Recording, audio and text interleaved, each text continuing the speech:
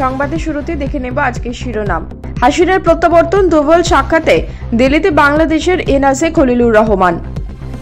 রামমোহন বহন সাভারকারের তৃণমূল বিজেপি তীব্র বিতণ্ডায় ধুন্ধুমার কর্পোরেশনে। 15 দফা দাবিতে ইসলামিক ছাত্র সংগঠনের বিধানসভা অভিযান। মনের খিদে মেটালেও পেট মানছে কই, নাট্যশিল্পী তাই টোটো চালক। ফের বিয়ের মৃত্যু, এসআইআর এর চাপকেই দায়ী করছে পরিবার। এসআইআর আবহে অপ্রাপ্তবয়স্কদের আধার তৈরি প্রক্রিয়া শুরু, ডাক বিভাগ। বিস্তারিত খবরে যাওয়ার আগে ভিডিওটিতে একটি লাইক দিন এবং পরবর্তী আপডেট পাওয়ার জন্য চ্যানেলটিকে সাবস্ক্রাইব করে রাখুন। এখন বিস্তারিত খবর। বাংলাদেশের ক্ষমতাচ্যুত প্রধানমন্ত্রী শেখ হাসিনার প্রত্যর্পণ ইস্যুতে ভারত বাংলাদেশ অচলাবস্থা অব্যাহত থাকাকালীন বুধবার বাংলাদেশের জাতীয় নিরাপত্তা উপদেষ্টা ডক্টর খলিলুর রহমানের নেতৃত্বে একটি প্রতিনিধি দল নয়াদিল্লিতে জাতীয় নিরাপত্তা উপদেষ্টা অজিত ডোভালের সঙ্গে দেখা করেন। বাংলাদেশ ও ভারতের জাতীয় নিরাপত্তা উপদেষ্টার মধ্যে এই বৈঠকটি কলম্বো নিরাপত্তা কনক্লেভের 7ম জাতীয় নিরাপত্তা উপদেষ্টা পর্যায়ের বৈঠকের আওতায় অনুষ্ঠিত হয়েছে। বৈঠক হিসেবে উভয়ের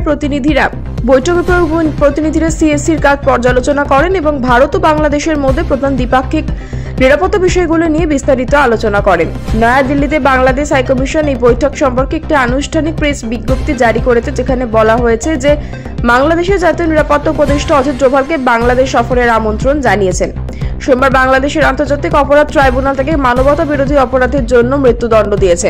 একই অভিযোগে প্রাক্তন স্বরাষ্ট্রমন্ত্রী আসাদুজ্জামান খান কামালকেও মৃত্যুদণ্ড দেওয়া হয়েছে। এদিকে ঢাকা সহ সারা দেশে সহিংস বিক্ষোভ শুরু হওয়ার পর 5ই আগস্ট বাংলাদেশের ক্ষমতাচ্যুত প্রধানমন্ত্রী শেখ হাসিনা ভারত রাজনৈতিক আশ্রয় নেন। তখন থেকে তিনি ভারতেই আছেন। তাই হাসিনাকে প্রত্যর্পণের জন্য ইতিমধ্যে নয়াদিল্লিকে বার্তা দিয়েছে মোহাম্মদ ইউনূসের নেতৃত্বাধীন বাংলাদেশের অন্তর্বর্তীকালীন সরকার। এই আবহে অজিত ডোভাল খলিলুর রহমানের দ্বিপাক্ষিক বৈঠককে অত্যন্ত তাৎপর্যপূর্ণ বলে মনে করছেন কূটনৈতিক মহলের একাংশ।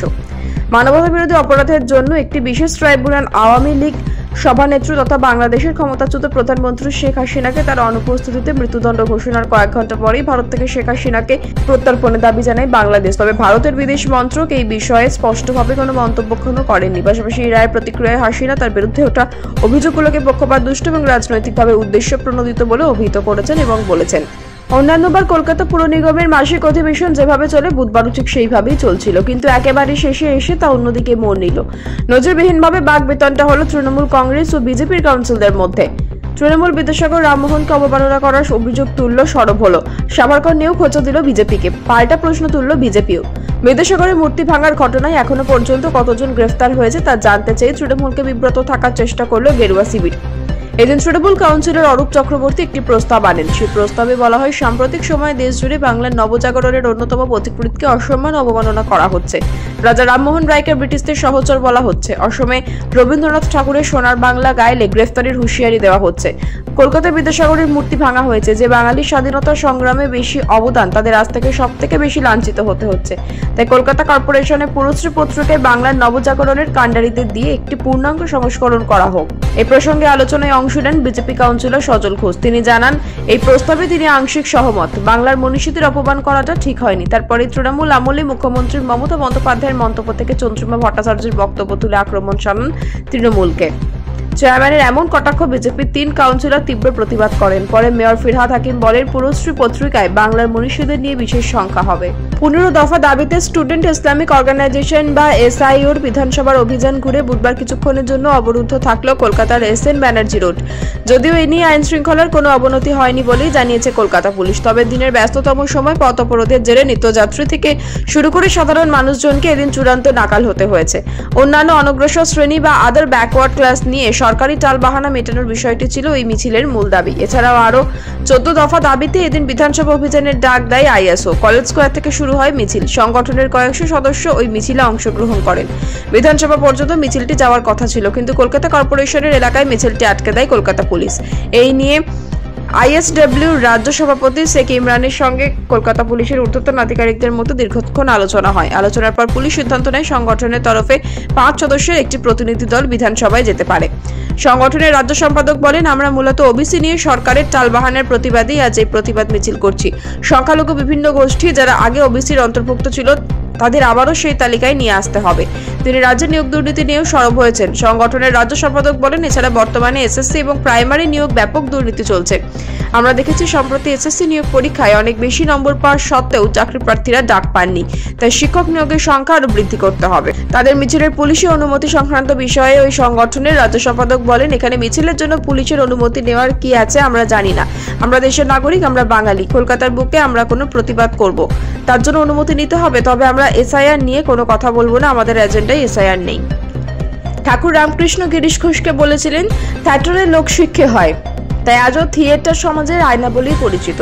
থিয়েটারের মাধ্যমে জনসাধারণের মধ্যে সচেতনতা বৃদ্ধি ও নানা দর্শনের কথা উঠে আসে। কিন্তু এই থিয়েটারের সঙ্গে যুক্ত অভিনেতা অভিনেত্রীদের কতটাই বা থিয়েটারকে পেশা হিসেবে বেছে নিতে পারেন? কলকাতায় থিয়েটার শিল্পীদের অভিনয়ের পাশাপাশি আরো নানা ক্ষেত্রে কাজের সুযোগ সুবিধা থাকে, তবে মফস্বলের ক্ষেত্রে সেটা নেই। তবে মফস্বলের থিয়েটার বাঁচিয়ে রাখতে অভিনেতা অভিনেত্রীদের কাছে বেছে নিতে হয় অন্য পেশা। তেমনই একজন নাট্যশিল্পী মনোরঞ্জন সেন। আসানসোলের বারাবানি ব্লকের দোমোহানি বাজারের নাট্যসেনা থিয়েটার দলের অবস্থক। আসানসোলের বারাবানি ব্লকের দোমোহানি বাজারের নাট্যসেনা থিয়েটার দলের সদস্য মনোরঞ্জন নিজে নাটক লেখেন, অভিনয় করেন, কিন্তু তার সত্ত্বেও থিয়েটার থেকে তার যা রোজগার তাতে সংসার চলে না। তাই মনোরঞ্জনকে বেছে নিতে হয়েছে টোটো চালকের পেশা। বহু বছর ধরে আসানসোল শিল্পাঞ্চলের পরিচিত নাম বারাবণী দোমোহানির নাট্যসেনা নাট্য সংস্থা, সেই নাট্য দলের সদস্য মনোরঞ্জন সেন বারাবণী এলাকারই বাসিন্দা। পড়াশোনা করে চাকরি কিছু মেলেনি, তাই সংসার টানতে হিমশিম অবস্থা। বেছে নিতে হয়েছে টোটো চালানোর কাজ। সারাদিন দোমোহানি এলাকায় টোটো চালান মনোরঞ্জন, কিন্তু পেশা হিসেবে টোটো চালককে বেছে নিলেও মনোরঞ্জনের নেশা থিয়েটার। নিজে একজন অভিনেতা, সেই সঙ্গে নাট্যকার, অর্থাৎ নাটক লেখেন। মনোরঞ্জনের লেখা অন্যতম নাটক শুভারম্ভ। দোমোহানি নাট্যসেনা প্রায় 133টি শো করেছে। এখনো পর্যন্ত নাটকটি রাজ্যের বিভিন্ন অঞ্চলে তো বটেই, এমনকি রাজ্যের বাইরেও অভিনীত হয়েছে। সব জায়গায় মনোরঞ্জনের লেখা এবং অভিনয়ের সুনাম ছড়িয়েছে নাট্যসেনা দলের অন্যান্য নাট্যকর্মীদেরও। কিন্তু প্রশ্ন উঠছে, মনোরঞ্জনরা কেবল মানুষের মনোরঞ্জন করে যাবেন? নাটক কি তাদের পেশা হয়ে উঠতে পারে না? খবর নিয়ে জানা গেল, শিল্পাঞ্চলে যে কয়েকটা নাট্যদল নিয়মিত চর্চা এবং কাজ করে যাচ্ছে, তাদের অধিকাংশ অভিনেতা অভিনেত্রীর সম্মানজনক পারিশ্রমিক তারা পান না। ফের মৃত্যু বিএলওর। বুধবার সকালে রাজস্থানের সোয়াই মাধোপুর জেলায় হৃদরোগে আক্রান্ত হয়ে এক বুথ স্তরের আধিকারিকের মৃত্যু হয়েছে। সকালে এমআরও তাকে ফোন করেছিলেন, এর কিছুক্ষণ পরে মৃত্যু হয়। তাই পরিবারের অভিযোগ, ভোটার তালিকায় যে বিশেষ সংশোধনের কাজ চলছে তার চাপেই এই পরিণতি। এদিকে এদিনই রাজ্যের জলপাইগুড়ির মালবাজার এক বিএলও নিজের জীবন শেষ করে দিয়েছেন। পরিবারের অভিযোগ, তিনি এসআইআর এর কাজ নিয়ে প্রবল মানসিক চাপের মধ্যে ছিলেন, তার জন্য চূড়ান্ত পদক্ষেপ করেন। মৃতের নাম শান্তিমণি এক্কা। পেশায় আইসিডিএস কর্মী ছিলেন এবং 20/101 বুথের রাংমাটি গ্রাম পঞ্চায়েতে বিএলওর কাজ করছিলেন। রাজ্যে ফর্ম বিলি শুরু হয়েছে 4 নভেম্বর থেকে। এর 3 দিনের মধ্যে অসুস্থ হয়ে পড়েন বিএলও নমিতা হাঁসদা। তিনি পূর্ব বর্ধমানের মেমারিতে নমিতা হাঁসদা নামের এক বিএলও ফর্ম বিতরণের সময় অসুস্থ হয়ে পড়েন। পরে কাল্লা হাসপাতালে তার মৃত্যু হয়। যদিও তার মৃত্যুর সঙ্গে এসআইআর এর সরাসরি কোনো যোগ নেই বলে দাবি করেছে জেলা প্রশাসন, কিন্তু আইসিডিএস কর্মী নমিতা হাঁসদার স্বামী এই মৃত্যুর জন্য এসআইআরকেই বাড়তি কাজের দায়িত্ব হিসাবে করেছেন। গত 16 নভেম্বর কেরলের কুন্নুর জেলার এত্তুকুলুক্কা এলাকায় বাড়ি থেকে উদ্ধার হয় এক বিএলও দেহ। অনিশ জর্জ নামে ওই বুথ স্তরের আধিকারিক নিজের জীবন শেষ করেছেন বলে জানায় পুলিশ। দেশের 9টি রাজ্য, 3টি কেন্দ্রশাসিত অঞ্চলে স্পেশাল ইন্টেন্সিভ রিভিশন এসআইআর চলছে। অল্প সময়ের মধ্যে বাড়ি বাড়ি গিয়ে ফর্ম বিলি থেকে শুরু করে ভোটারদের বিষয়টি বোঝানো এবং দিনের শেষে ডেটা এন্ট্রি নিয়ে প্রবল চাপের মধ্যে রয়েছেন বুথ স্তরের আধিকারিক ও বিএলওরা। বাড়ি গিয়ে ফর্ম বিলির প্রক্রিয়া চলবে আগামী 4 ডিসেম্বর পর্যন্ত। এর মধ্যে একের পর এক বিএলওর মৃত্যুর খবর পাওয়া যাচ্ছে। তাদের মধ্যে কেউ চাপ সহ্য করতে না পেরে নিজের জীবন শেষ করেছেন, কারো কাজের চাপে অসুস্থ হয়ে পড়েছে।